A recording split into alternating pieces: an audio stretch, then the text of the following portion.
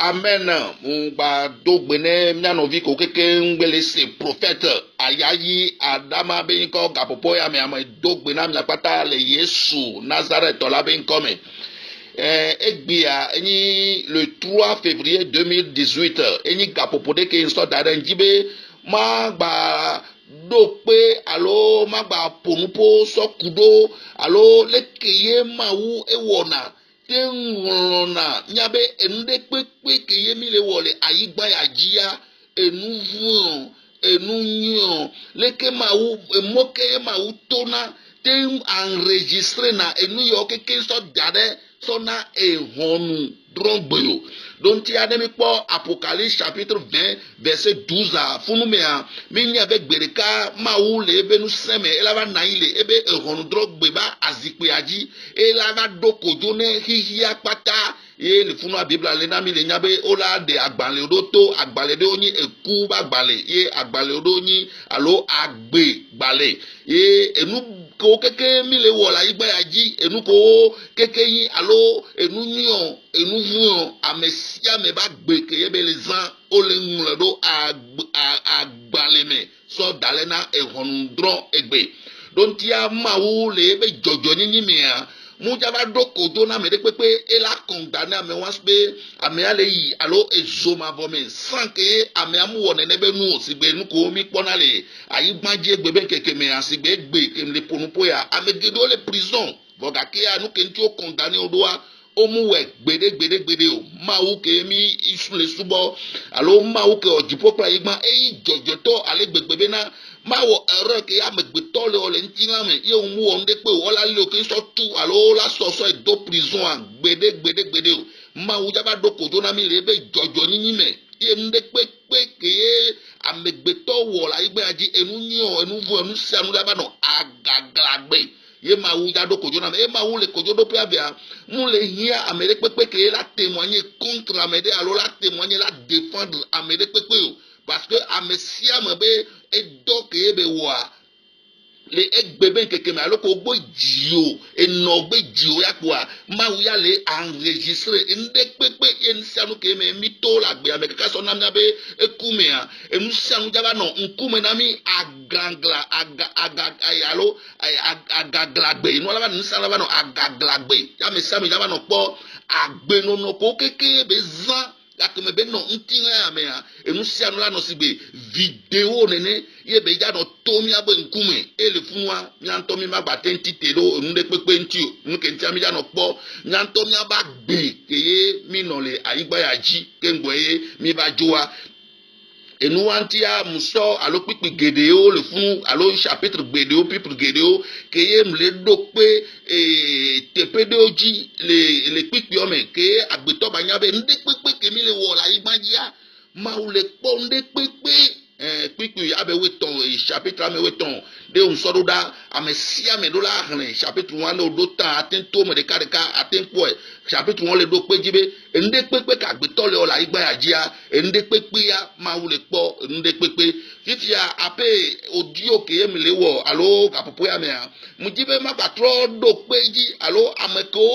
o nyevo o gba potogba gba persister na do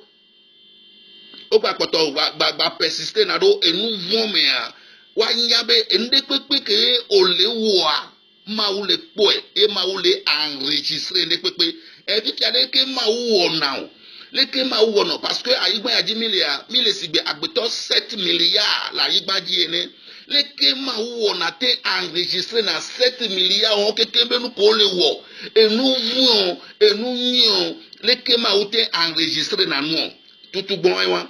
agbeto ke ye ma wo do leke ya sibele ke apostolo Paul nto ba confirmer le 1 Thessaloniciens chapitre 5 verset 23 et nous mettons ye wa megbeto nous tilan gbọgbọn pé nuvọn enu ameton enyi amegbeto mi le kwa nuvọn pé gbọgbọn o le ntí la me mi le kwa ye enu de sia dia edu ebe dɔ keye ntí ma wu edo ebe du ebe dɔ ye ke ebe wɔna mi le kwa mi akpɔ be ntí la ya fifi ya ma wɔ ntí la ke ma wɔ ya ma wɔ nka o esɔ nku sɔdo ntí la ntí nku wa nuka be wɔna o nkua eye nana bena mi kpɔna nu la yigba ya dzi ne nkum la si o wa o ma te kpɔ nu voa nku ke ma wu na mi ya de fio ke ma o de fio le gbɔgbɔmɔ be nto mi ayi le gbɔna mi ya lo nku ke ma wu na mi so le kpɔ nua mi so le kpɔ nu le ŋti la me voa nku ya nu ke ŋti mba do ndeke alo gaƒoƒo ya me ale gblɔ ya na mia enyadzi mba ya nku ya ke ma wɔ na mia nku de ke ye ma wo de mo be ela nɔ nyanti ne o le kpɔ nua ela te kpe no ŋti o be nku ya la te na be o la te kpɔ nu le hihia me ne kum la si o le bo le viviti me o ba pate o ne kpekpe o mi le kpɔa nku ya ma wo de mo mi eso e na mi be mi aso no kpɔ nu enyi role ke ye nkuvi ya ejoué na le ntila me na mia apa ntila ya be ekrol ntila be ekrol ke nkuvi a joué na bi sokpo na nua nkuvi ya pepe ya e gba joué na rôle du caméra ne mawu e de fio be na nu kenji be ma do pe le fio de fio be ya be nkuvi ke le tanti na mi sokpo na nu ya nkuvi ya ende pepe ke yo le kpo le ntila me afi de pepe ke yo yi ya fi de edome yo yi o viviti me be te pe de pe yo afi de pepe ke yo yi o so nkuvi ya gbe sto le kpo nu a ele kpo nu no voa nkuvi ya egbatro le enregistrer afi kenje ma ba ya nkuvi ya ele enregistré ndé pépé ko gbé le kpɔ la ayigbanji gake mo gbé dziwo la ayigbanji nkuvi ya gbé hu no même gake mo dziwo ŋutɔ nya ne ŋti la me be nkuvi mo hu oa comme agbeto agbɔgbɔ kple nuvɔ ye mi nyia gbɔgbɔ be gbɔgbɔ ya do nku parce que ŋti la yake do nkua gbɔgbɔ ya do nku etrɔ kpɔ na nu le etrɔ kpɔ na nu to na ŋti la be nkua me nuvɔ ya edo nku donc ale yake mo dziwo ŋutɔ ya po nku kpɔ hu oa gbɔgbɔ me be nkua ke o do alo nuvɔ be nkua ya eya le hu o ya le wɔ dɔ le enregistré ende kpekpe donc nɔvi de ba nye la fi de kpekpe be na de nkuvi ya ko so le kpɔ ŋde kpekpe la fi de kpekpe nkuvi le kpɔ nɔboa nkuvi trɔ enregistré na ŋde kpekpe ke o gbe kpɔ kpoa nkuvi enregistré na ŋde kpekpe mi le kpɔa tiade nkuvi enregistré ŋde kpekpe ele si gbe caméra na mi caméra ne mawu nene togbo be nyi nkuvi na mi so kpɔ na no voa le mawu gbɔ le gbɔgbɔ mea mawu gba confier rôle de caméra ne nkuvi trɔ enregistré na ŋde kpekpe ke yo kpɔa titi anu ke jɔnɔ de nkuvi enregistré be le si gbe kle ke o la da caméra do dzo nene donc nkuvi sɔ na ŋde kpekpe le gbɔgbɔ me ke su boa titi mia be gbɔgbɔ ke ma wu wɔ do mia mea gbɔgbɔ wa enana be mi gbɔna enu wa tso gbɔ be ame angba le gbɔn kpɔ gblɔ be abe gbɔgbɔ adzo le me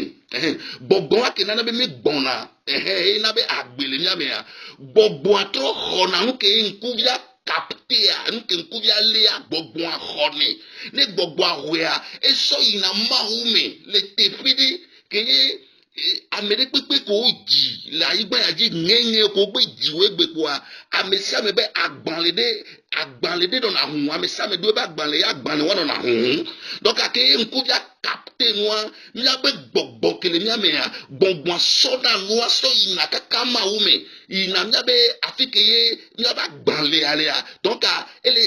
o enregistré na nua gbɔgbɔ sɔ na nua enregistré o sɔ yina teƒe wa yo enregistré na nua do alo mia be agbalẽ me kakakakaka de gake be ye o kuze de kapua agbalẽ wa etuna ya agbalẽ wa ebe nɔna te kpɔ mi donc agbalẽ wa ne gbegbe ma wo yaba do kodzo na hihi akpata la Apocalypse chapitre 20 verset 12 mea agbalẽ wa yo yaba sɔ donc agbalẽ wa no hia apo vi gake me wo gbe dziwo vi feme ŋeŋe le kɔndzi kpoa le ko dziwo etapa etape kakakaka o va kua ye ŋde kpekpe me ke yo to ŋde kpekpe ko kpɔ ŋde kpekpe ko wa enu sia le si gbe video nene ye be leke be agbalẽ me le nɔ te kpɔ donc agbalẽ wa ema wo jaba hu jaba do kodzo na mi donc le kodzo do do amea no hu agbalẽ da de ya ŋde kpekpe ko ŋutɔ wa ŋutɔ dzra no kpɔ do ŋutɔ do ko enu ko yo kpɔ o enu ko yo wɔ action nyuie ko wɔ action bada de kpekpe ko wɔ afɔdo anyi nyuie afɔdo anyi bada de kpekpe ya o dza no kpɔ eze ɖeka funu mea ma wo nga ba condamné o be le condamné o nto ja po no zereka a condamné do ko zereka be a e mu wenwe de o mi le kwa donc no vio nya ba nkuvi ya kele miasi ya de afi de pepe ko le ton ko nkuvi ya nde pepe ko le po ko nkuvi ya enu si anu nkuvi ya le ko gbe le po nkuvi ya le so zereka ele enregistrer zereka so le maume enu wantia ameko bonabe alo yolo wonu bada alo yolo wonu de ye maum le po yo afi de pepe ko le wonu ale ama wu ya so onkuvi ya ni camera le nti o ye ma ube gbogbo ya le me onya zereka gbogbo ya ke camera be capter no kwa gbogbo so le renvoyer parce que gbogbo ya ke le mia me ame atenyi tron subola ala ame atenyi kristoto mi po enyaka Ecclésiaste chapitre 12 verset 9 obe gbogbo de pepe ya ke egbe kula igbe ya di gbogbo de pepe ke alo ntila ke egbe mupuanyi ntila ke egbe kula igbe ya di gbogbo ya jua gbogbo de sia de tro jona ina ma ubo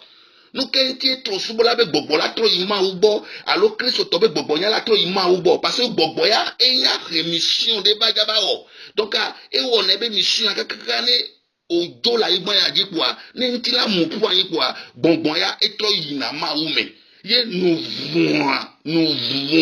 epe na ta emoko onto chan la igba ya ji ya ne zoma vome mo chan e la pe ta zoma vome mo anono te po e hondondron ne agbe ma vome chan soto Yesu Kristo ji ya e la pe ta agbe ma vome le Kristo me mi le kwa neneye enuo o le won enuo tie ende pepe ke mi le wo egbebe nkeke me agbeto le powo agbetom le powo ko gbe so nku gbe capter no aje kwa nkwa ya sona image as de kanana gbogbo so ejo o bele ngun edo apo agbale amedare neneye enuo le won amekolo wo na nde la igbe ajibe ma wo mu le poyo o yo we le bebepe ma wo mu yan ende pepe ke mi wa enu si anu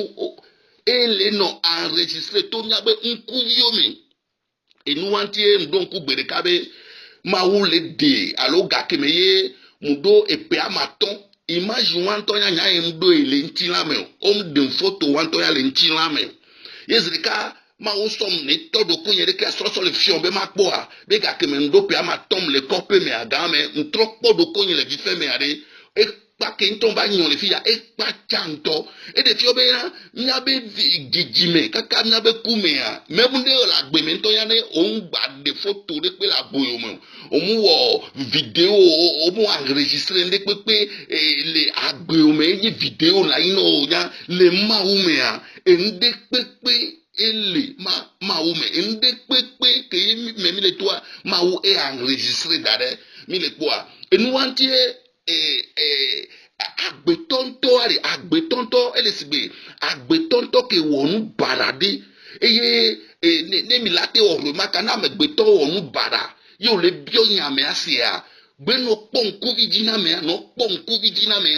na me anu kebe wane nyawo agbeto le to no gbele ponku vidina me akwa ora no pose de kabe ne nyawo bele to ebe nku vidina de kanu pobe o nyakele bia me ya me ele seri nyawo bele to mle daje gbe da me ale daje nya no le ponku vidina me azere kala nya bo ba me ya be ajeda to no kenti o ende pepe kebe wa nku via le sibe appareil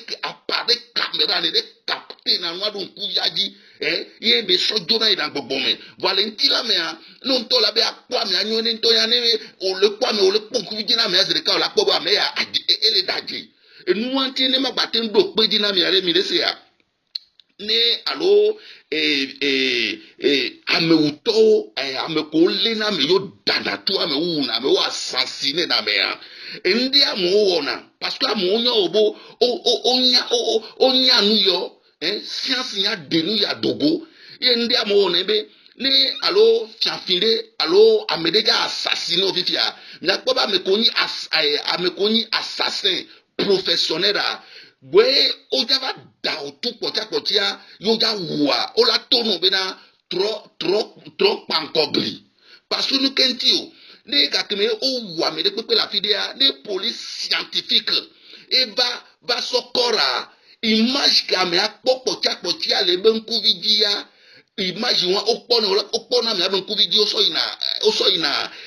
wa be appareil yo mo okpona me okpona image ka me akpo potia donc a défi bena n'a ben kuya et capter na image selon la science mi le poa donc nous antia me ko assassiner na moa o bona mo bena trop pankogli no ya wa me pocha be trop pankogli parce que nyabe image pocha yi grillé au panko donc no ja police scientifique o java enquête et grillé la po ma po yo mi le poa donc a défi bena nkuvi ya c'est que ma ou défiant parce que nyama ou trop défiant ye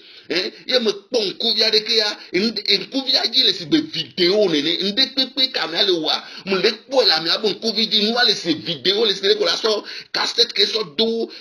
appareil vidéo mais ya no po l'écran ya no po image vovovoa nene mo le po ma no po aben kamera abon kuvia mo le po obe de ne ma obe de ne ye nkuvia ji etona et so enregistré na amele pepe que la yigbandia be action de pepe que ye mile wole a yigbandia donc a nde pepe que mile wa me de pepe ngba gbon be na de ele wo nde ye ma wo le po do gbe so nku gbe so po nwa ya po a nde pepe chaque seconde a nku que gbe so le po npa chaque seconde a ele si ga appareil vidéo nene be le enregistrer mo keken so le ifiko so le imaume e nu anti bebe que même téléphone Android ya ko le nyasi et nous commis les téléphones mais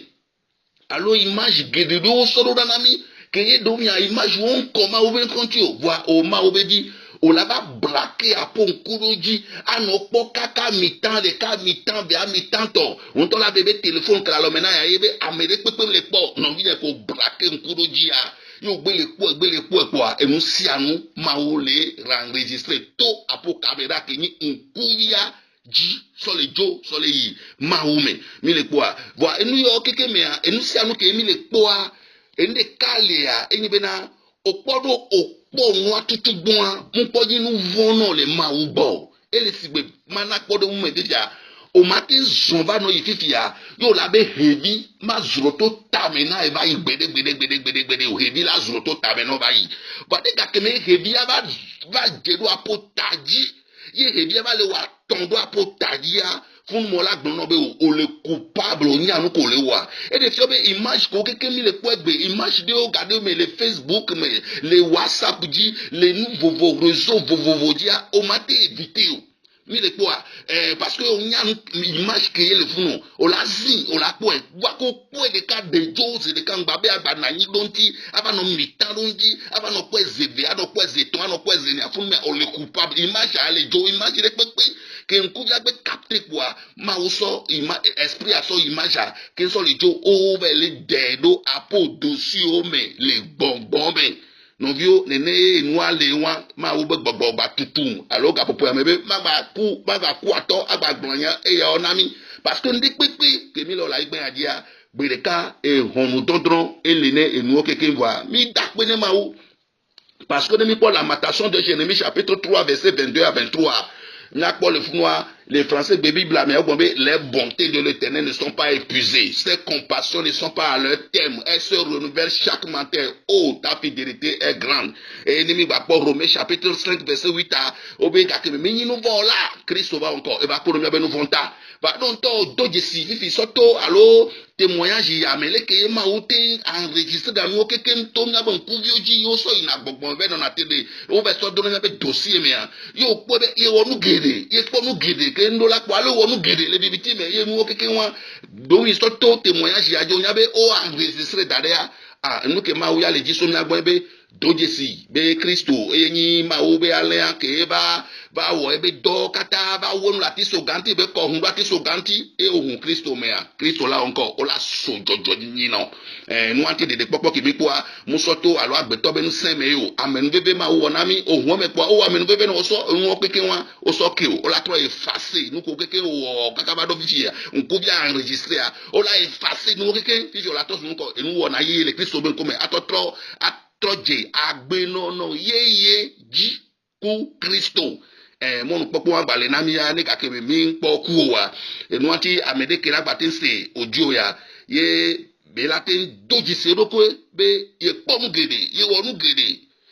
de gede de bibitime ye do yan o la bo me ma unyan yo tonu ya jo yo le conscient fifi to ma o be gbogbo me be ma unyan no va ma uboa ma ula honau enti ma une ba pedo alo toji no to ko jibe gbedeka na ojo la igba ya dia agbe ma vo ya te suyo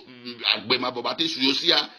chanchan ko ibe proba Kristo bo Kristo lagbate dodo le Yesu ben come ma une ba yira no bi ko keke ba se prophète ya da ma be témoignage ya ma une yira mi voici c'est à muinyadeo atroba ma uboa e le bebere ma une yira mi le Yesu ben come amen amen amen amen